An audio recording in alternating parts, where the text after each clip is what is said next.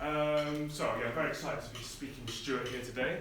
Would you like to introduce yourself? Tell us a little bit about what you do and what innovation you're going through at the moment. And what will happen is, as we go along, if there's something that's quite interesting, I might jump in there and then go off on a do we let people jump in as well? Not so much, no. At the end, if people want to ask some questions, then... Okay, fine. Okay, my name's Stewart Redpath. I'm by trade a brand and marketing specialist of just under 30 years. The first half of my career was on client side. I was on the launch team of Orange, the telecoms company, the brand, and then I joined the nascent Lloyds TSB brand and was on the launch team that brought those two brands and banks together to make the biggest bank in the UK. Then I went self-employed in 2006 and always had a hand, basically corporate life didn't really agree with me. I knew it never really did, but I thoroughly enjoyed my 15 years in corporate life. But then I went self-employed, became a consultant. I do that still as a brand consultant, brand and marketing consultant, still do that work. But I've always had a hankering to own my own business, so my entrepreneurial spirit kicked in about 2013. Started a business with some other business people then, which didn't last. So it was a good experience, getting hands dirty. Huge learning curve about what went wrong. Huge learnings there, which I think is often the case in startup businesses. A huge proportion of them don't last. 4 years ago, however, I started to combine my passion, my personal hobby passion, which is playing music, which I've been doing since I was 9, and started working with a professional producer and musician, and we created this thing called the Mindharp, based on the concept of enabling anybody to enjoy and engage with music and musical sound without a musical background. Something that's very counterintuitive in Western society, but not counterintuitive in other societies. So we set about creating a prototype.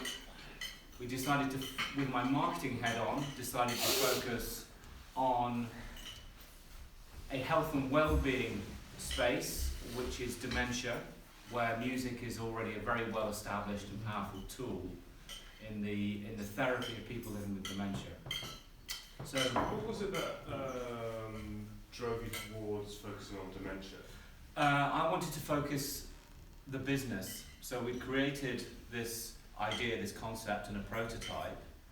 But I wanted to, with my business hat on, I want to have a very, very clear target audience. Yeah. So we could actually develop the first product, the first phase product, to have absolute clear application in the marketplace. I suppose, what was it that, what took me there? Yeah, Chance. Dimension, what actually brought that niche market? It was chance, actually. Okay. My son was doing an MA in business at Bath University, and he did one of his projects with the Bath Dementia Action Alliance. And I'm sure a lot of us in the room have experienced dementia through family experiences or people we know. I had too, my business partner had as well, but that wasn't the trigger. The trigger was meeting the Bath Dementia Action Alliance, and they were brilliant. And I said, look, we'd really like to work in this space. They introduced us to a really good dementia care centre in Bath, and we spent nearly a year going there every Friday, volunteering and developing the product.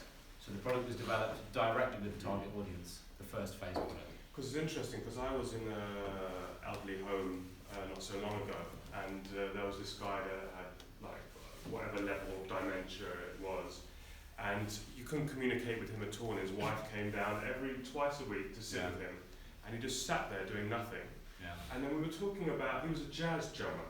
Yeah. And we were talking about some music or something, and he just suddenly went just out of nowhere, and then he goes, yeah, you love your drums, and he goes, yeah, and then gone again.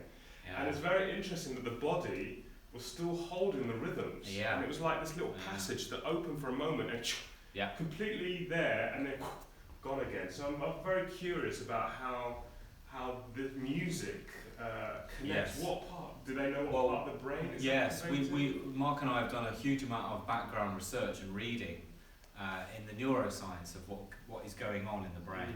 And the truth of the matter is that actually whether you've got dementia or not, we are all musical beings. We're all kind of programmed and wired to respond to music, whether we like it or not, actually. The reason why it's so important in dementia is because the bit of the brain that gets atrophied, the bits of the brain that don't get atrophied by the typical forms of dementia are the bits that hold your musical memories and your emotional memories. So the interesting thing about music is that it fires and wires all bits of the brain. So there's a very good chance any experience or happy experiences or happy emotional memories connected to music will still be intact, which is why it's such a powerful therapy for people with dementia. That's the neurological reason for it. So it's like there's a gateway that you're going into this whole world that is You're triggering bits of the brain that aren't basically rotted by dementia, which is essentially what dementia does. It basically, if you look at a brain that's got dementia, severe dementia, it's like a Swiss cheese. It's full of holes. It's literally full of voids. Okay.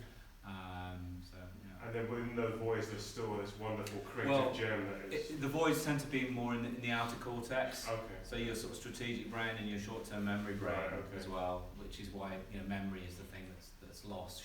Short-term memory. Yeah. Long-term memories stay intact. Right.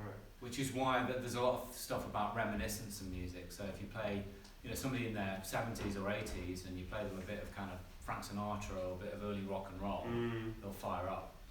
And it's extraordinary to see. It's extraordinary to see this thing happen in front of you. It's just like you did with the jazz drummer.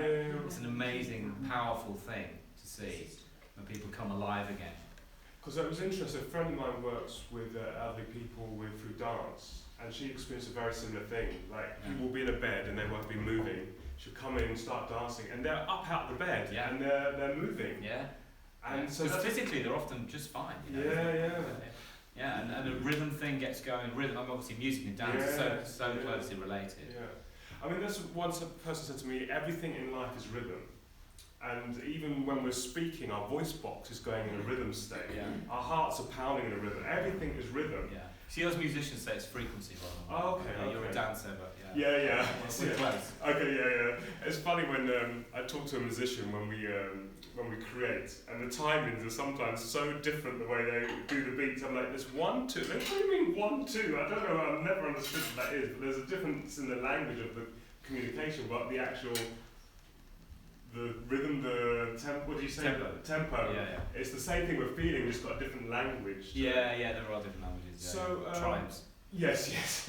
So what have you experienced so far with your app and your... Okay, so we the first thing was to get a team together, and as I'm sure all of you would agree, having the right team around what you do as an enterprise or in a business is the fundamentally important thing. That's why the first entrepreneurial venture I was involved failed. That was the big learning curve. Having a bad apple in the mix, that really screwed it up. So I was really wary of that. So before I committed money, before I committed serious time, I made sure I had the right people.